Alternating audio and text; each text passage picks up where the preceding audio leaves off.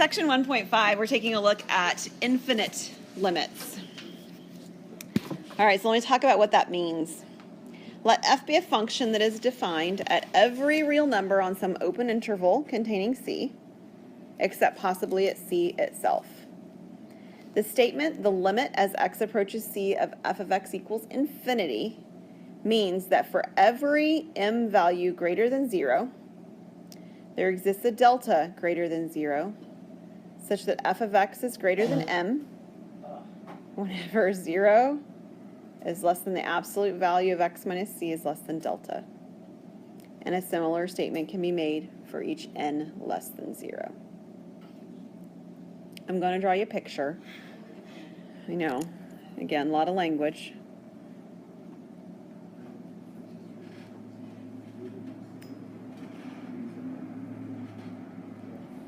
Okay. So let me start with, you understand what this is, whether you could just verbalize this to me or not. These are asymptotes, right?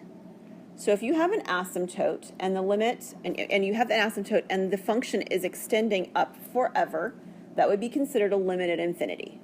Same thing if the asymptote goes down. Okay, so that's nothing new. We've already kind of talked about that anyway. But let's look at this from the perspective of this definition. What this is saying is that if we have this asymptote, and I'm drawing mine vertically, not vertically, I mean going towards infinity, and we're able, let me do this, oops, there's my asymptote there, to take a value m and say, and they use capital M for maximum, and they use a little n for a minimum. That's what they're using. And we're able to say, okay, this is the highest it goes. Visually, you're looking at it and going, well, that's a dumb thing to say. I get it. But just bear with me for a sec, okay? This is the highest it goes. Then there is always some value right in here,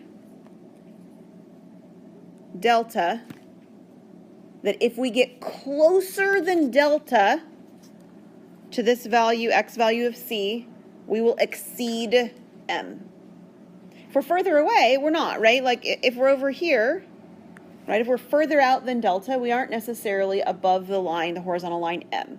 But if we get in really, really close, within delta away, then we are going to be higher on our curve than we were when we were at m. And no matter where m is, so if we say, okay, but maybe that wasn't it, maybe the m is really supposed to be up here, right? Okay, well, what does that mean? Well, it simply means that my delta needs to be smaller. I just make delta a little bit smaller, and I'll still be able to have that same feature to my graph, to my function. If I can get close enough, I will still be getting larger and larger y values. And the same thing's true below the graph, right, on the negative y values. So, like, They have an inverse relationship, yes. Whereas, like, when we were doing deltas and epsilons before, we needed tight, small values, and then they gave us a tight, small value on x, right? The tight, small on y, tight, small on x, yes. This is opposite. Okay. So m values are very, very large. Or very, very large and negative if you're doing an n value. But delta values are still very, very small. Notice a couple of things. Be sure that you see that the equal sign in the limit, right, limit as x approaches c of f of x equals infinity, does not mean that the limit exists. On the contrary, it tells you how the limit fails to exist by denoting the unbounded behavior of your function. So infinity is not a number. It's not. Okay, so we can't say like infinity times infinity. I mean, we kind of intuitively think of things like that. We will later too. But it's not a number, and we can't treat it like a number. Infinity means that the limit does not exist. But a limit cannot exist in a lot of ways. A limit cannot exist because there's a jump in the graph. A limit cannot exist because there happens to be a hole in the graph, and then you have a point up here, right? That same kind of a jump thing going on. This is very specifically telling you that the limit doesn't exist because there's an asymptote. That's really what it's telling you. So it tells you more about just saying it doesn't exist. Well, doesn't exist could mean lots of things. If I say that the limit's infinity, I understand better how it doesn't exist. Okay? So as we're taking a look at these, you can do these with graphs. You can do them with tables, both of which we've looked at. We're going to determine whether f of x approaches infinity or negative infinity as x approaches 4 from the left and from the right. So we're going to do a graph first on this one. Oops, I didn't mean to do that. All right, so if you take your calculator out, go ahead and grab it for me. I would like for you to graph the equation -1 over x minus 4. Okay, and if that's how you do this problem with a graph, that means that if you're showing your work on this problem, like on a quiz or a test, you correspondingly draw the graph on your paper. Okay, because I'm not there doing the test with you orally to know, oh, they did it with a graph, and this is what their screen and their calculator looks like. You've got to show me that. So graph -1 over x minus 4.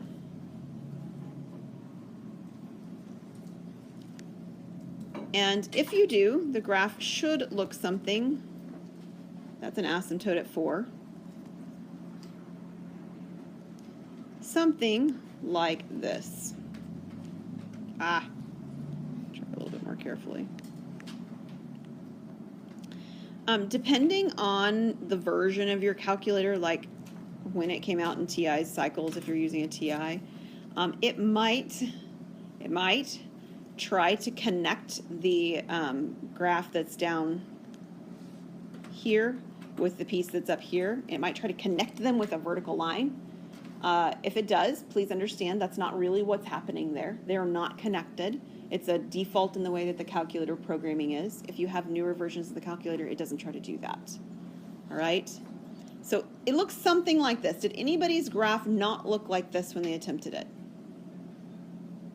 If it doesn't show this to have this asymptote over here at 4, it may be because you need to put parentheses around your denominator, depending on, again, what version of the TIs that you're working with. Okay, so we're asked to find two things, and you're going to show it with notation that you're finding these things. We're asked to find the limit from the left, and we're asked to find the limit from the right.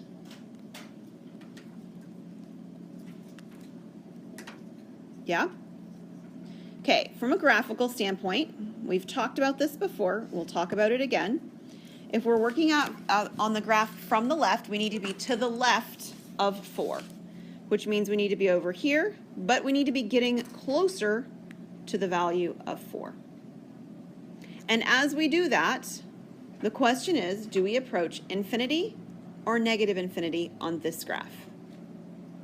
Infinity. So we say that the limit, which doesn't exist, but it approaches infinity, so we will say that the limit is infinity.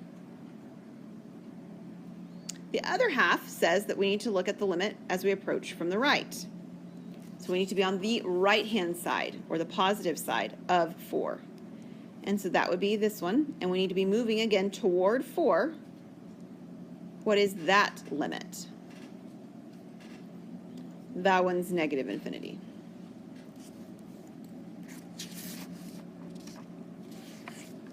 If you wanted to do a table, you could do a table. What would the table look like? Well, it would look like the tables we've seen before. You would have, from the left, values that were getting close to 4 from the left, so 3.9, 3.99, and 3.999. And as you go down these values that you've entered into the table, they will get increasingly larger and positive. And from the right-hand side, you'd be using 4.1, 4.01, and 4.001. And these values would be getting very large and negative, hence approaching negative infinity from the right-hand side. Okay. No matter which way you do it, you either have to show the tables or you have to show the graph to show your work. Eric. If x approaches 4, why did you use x approaches 1 for the limit? Oh, I wrote it wrong. I'm sorry. These should say 4s. My apologies. Thank you for correcting that. Yes. They should have said 4s. Please fix that. Yes. Thanks, Eric. Okay, any other questions on that one? All right, so we've already talked about this. You've used this vocabulary at length, but let's actually define it officially now. Vertical asymptote. If f of x approaches infinity or negative infinity, as x approaches c from the right or from the left, then the line x equals c is a vertical asymptote of the graph.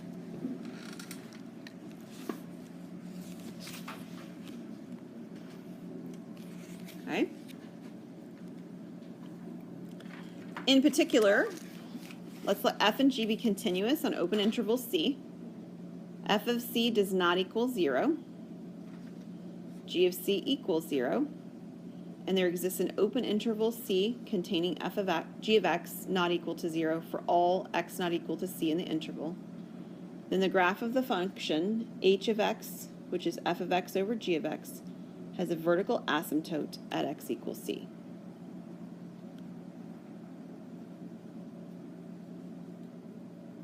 Okay, so what is this saying? Do you remember in the last lesson where we would attempt with algebra to reduce functions?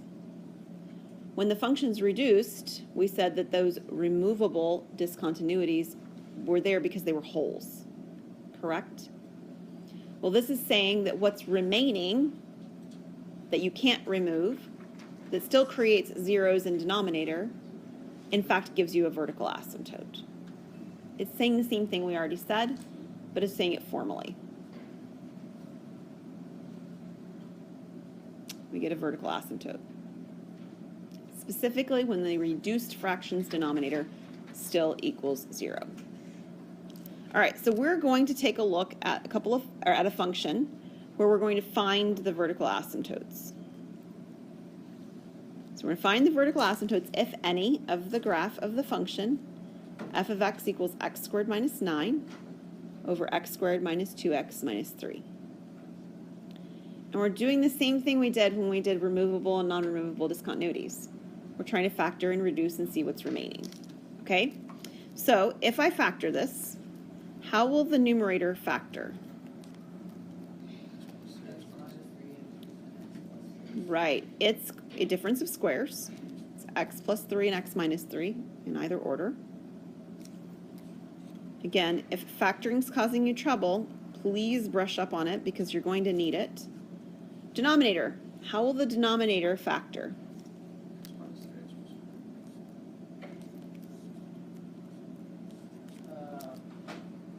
Is that look good? Okay. Again, remember what you're looking for is for the first two terms, whoops,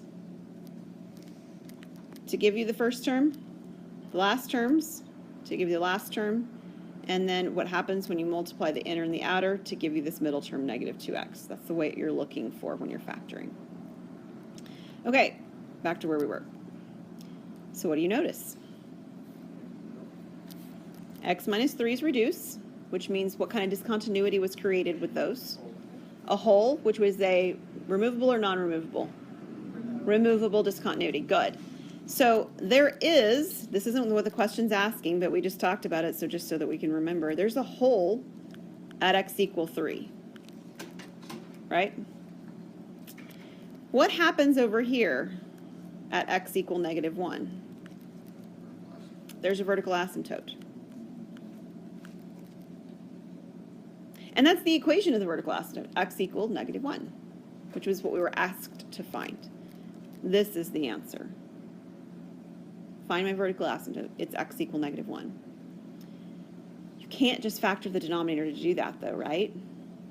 Because you might accidentally tell me that you have a vertical asymptote at x equal 3, and you don't. You have a hole there. So you have to factor the whole function to do this. Okay, very similar question on the next problem. Determine whether the graph of the function has a vertical asymptote or a removable discontinuity. And it specifically says at x equal -1. So there's more than one way to do the problem. We can do it with algebra, try to factor, right? We could do it with a graph. We could do it with tables. You have 3 ways to do this problem. Algebra is probably your easiest at this point with this particular function. Because what will happen when we attempt to factor this problem? It can't be factored. And if it can't be factored, then it means that I can't reduce anything, correct? So let's actually write that down. This is in simplified form, i.e. can't be factored. Either of those phrases mean the same thing.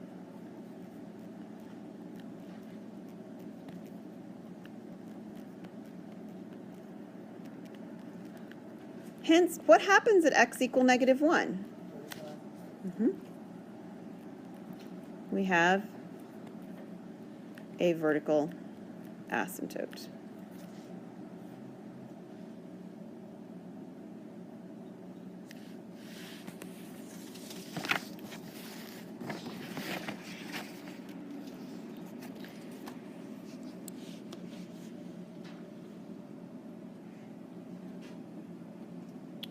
The almost end of our last lesson, we had the end of our last lesson was intermediate value theorem, but right before that, we talked about properties of limits, but specifically they were properties of limits when limits existed. And we've already said in this lesson that infinity is not a number, so the limits don't exist. They just show us how they fail to exist when we talk about infinities and negative infinities. But we still have properties that are present even when we have these limiting ideas of infinity and negative infinity. So we're going to say let C and L be real numbers, f of x and g of x functions, such that the limit of f of x is infinity, it's infinite, but the limit of g of x has a limit L. So one's infinite, the other one's finite. Okay? Well, if you add something that's infinite to something that's finite, what happens? It's still infinite, right? Okay, if you take infinity plus 7, that's still infinity. And the same thing happens with negatives, okay? Infinity minus 7 would still be infinity. Products, same thing. Infinity times, I don't know why I'm using 7, we're just going to keep using it. Infinity times 7 is still infinity. And it's not bigger infinity. It's still just infinite. And infinity, and if it were negative as well, the same thing. If you did negative infinity, it would still have the same property, okay? So there's nothing special about infinity versus negative infinity here. The last one's probably the most interesting of the 3, the quotient one. The quotient here says that if I have a constant limit on top like 7, and I try to divide it by something that gets infinitely large, that the result is 0. And if you think about it from a concrete sense with numbers, you know that to be true. Let's say you took 7 and you divided it by 10, and then you divided it by 100. And then you divided it by 1,000, and then you divided it by 10,000. It's approaching 0. It's getting smaller every time. So the limit is 0. So while it's not true to say that a number divided by infinity is 0, the idea behind that is still true. When you divide by something that gets infinitely large, you get 0. Similar properties will hold for one-sided limits and for the functions where the limit approaches negative infinity. I have one last example, and it's super fast. You guys ready? And then we'll be done with 1.5. This is it. Find the one-sided limit if it exists. So we talked in the last section about we'd like to be able to just plug numbers in, right? We can't do that here. The number we'd like to plug in is 2 from the left, so it's 2. There's no way to reduce this and plug 2 in. I can't do that. And I've shown you we can do it from a graphical standpoint, and that's fine.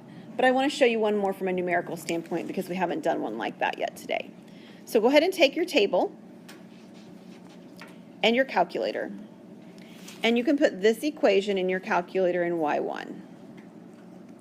So you've got x squared. Actually, you don't need parentheses on the top. You do need parentheses on the bottom for many of your calculators anyway, as x squared minus 4. And we want values that are 2 from the left. So does that mean bigger than 2 or smaller than 2? Smaller than 2, exactly. So smaller than 2 might be starting at, again, that doesn't have to be these, but they work pretty nice. 1.9, 1.99, 1.999. You need at least 3 to show a pattern, okay? Got to give me at least 3. And then we're going to have our y1 value over here. So if you were to plug these into the table, what you will see, this is what mine shows anyway, is negative 9.256, negative 99.2506, negative 999.25,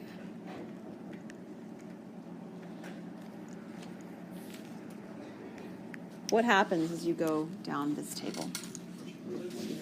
Yeah, it's approaching negative infinity. So the one-sided limit from a number standpoint, right, tables numerically on this would be negative infinity. You have the same answer from a graph, it just will look different on the work part of it. Okay, so before next time,